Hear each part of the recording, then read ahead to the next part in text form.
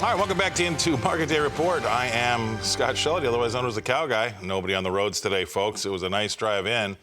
Let's talk about these markets, though. And guess what? This is like the old-fashioned day. This is back when I first started in the business, right? We have a cold open, which I love, where all the brokers had to kind of gather together in the mornings to see what their orders were and decide what we were going to have as far as an opening range goes. But they don't do that anymore because we're now all electronic. So all we can do today is just show you where we closed on Wednesday. How about that? Let's take a look. Corn, what did corn do on Wednesday?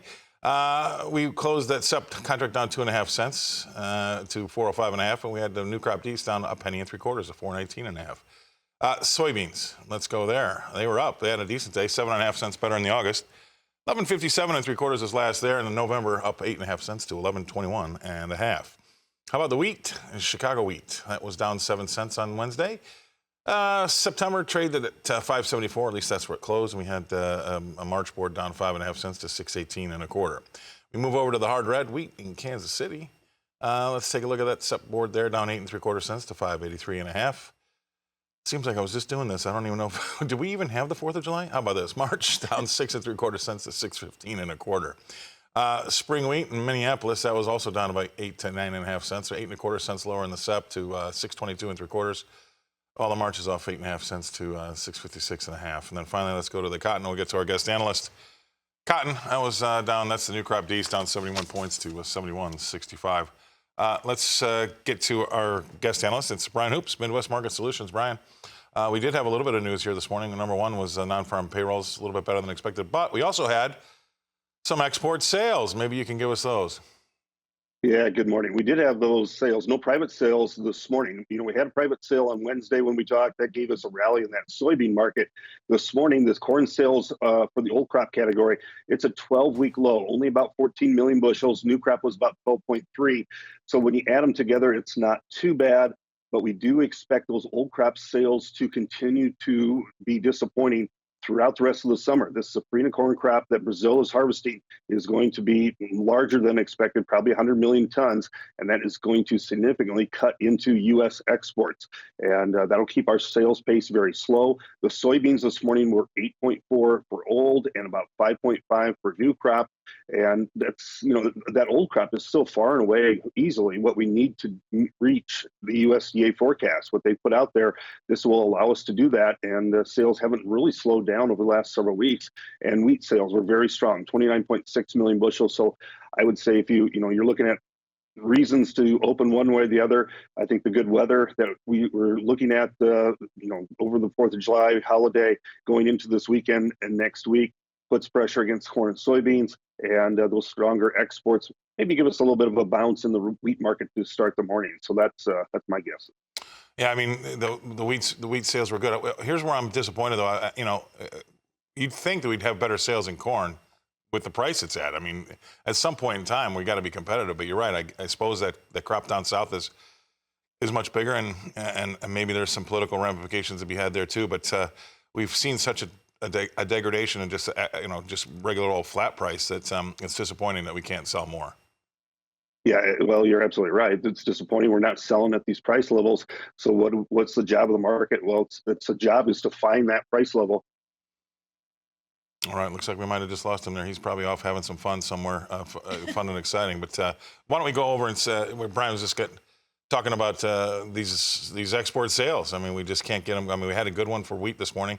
We just can't get them going when it comes to the other crops, especially corn. And folks, the reason why I say that is when you see the price get cheap enough, at some point in time, you're going to attract the buyers. But it just doesn't seem to be the case just yet. That doesn't mean it's over yet. And also, we have an issue when we haven't really put any weather premium in the market either. So weather premium and maybe some sales down the road are what we're going to have to hang our bullish hats on. Because as Brian rightfully said, and we just did the radio show here earlier this morning, it doesn't look like the weather is going to be what's going to shoot us higher here in the short term. Now, that obviously can change, and weather always does. But that's going to be something that we're going to have to keep in mind. So the last question that I did pose to a lot of the guys on the radio, and I was going to ask Brian this, is that, if you've got a lot of on-farm storage from 2023 still, you haven't sold it all, and there is a lot of on-farm storage from 2023 still, and you're undersold in your 2024 hedging or pricing, what do you do now? That's the big question. And I think we had Bill Havertape from 88 Hedge. His advice, just get started. I know it's hard at these levels, but you got to start putting some sales up on the board. And also, we had Tom Leffler on the radio here this morning saying the same thing. Make sure you take at least advantage of some of these rallies. Because, who knows how this insurance is going to play out, because you might just test out with a much, much bigger yield. Because I just got done driving through all of Indiana and Illinois last weekend, and I can tell you the worst it looked was just a little bit behind. That's as bad as it got. So we're going to have to play this one out here, and I don't want to be a bearer of bad news or a Debbie Downer, but you got to say it like it is. And we got to make sure that you're all hedged up and protected for any lower prices. All right, so we're going to go away. We're going to pay some bills now. We're going to come back and talk maybe more with Brian, maybe not. We'll see if we can get him. But I'll be here. We'll be right back. All right, welcome back. It's time to review where we traded the cattle on Wednesday, and hogs as well. Right? When we take a look, let's bring up a live cattle board. If I remember correctly, they were a little bit better, and they still, that's where they were. That's where we closed. Not bad, right? August was up 82 cents on the close to 185.92. Right behind it, October and December were both up $1.20. December finished at 188.85, right? So that was a good board when we talk about cattle. See if we can do something like that again here today.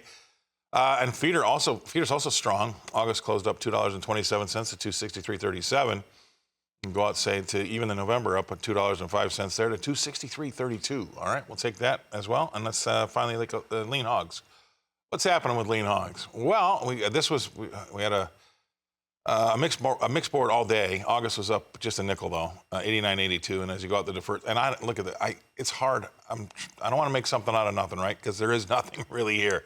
We were up a nickel in the August, and we were down a dime in October. I mean, if that's as good as it gets, that's as good as it gets. But October settled at 74.17. Let's get to our guest analyst if he's still there. We think we got him back, and that's Brian. Oops. Got to put a little bit more money in the meter there to keep the electricity going in that house, all right? So that's what we got to do. All right. Those bills. Yeah, right. Well, it's inflation, right? We got somebody to blame for that. What are your thoughts here when it comes to the meats? Let's go to our export sales. First of all, the beef sales this morning, only 15 million tons. That's routine where we've been at for the last several weeks, and probably won't give us much direction.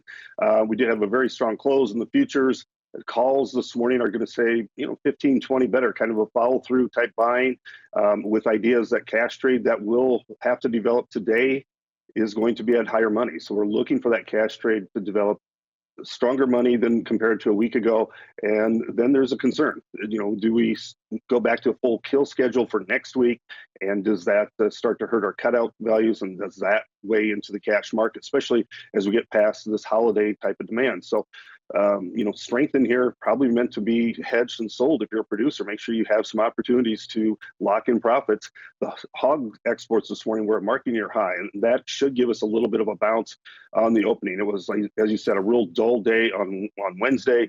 Probably a very thin type trade today for that hog market, but with those stronger export numbers, I would think we get a little bit of a strength right out of the gate on those hogs and see if we can build any technical strength and see if we can, take out some previous session highs or previous week's highs and see if there's some stops above those levels. All right, I'll just settle for it not going down. All right, that's all I'll take. I'll take unchanged. Okay. All right, brother. Thank you very much for coming on. Thanks for honoring your commitment on the July 5th, the day after July 4th. I know there's going to be some bleary eyes out there, Tammy. I'm not one of them. I was a good boy. So, that's right. Yeah. Me too. Yeah, I was scared we'd have some no-shows today. Well, that's usually, it's not over yet. We'll see. That's right. All right. Thanks, Scott.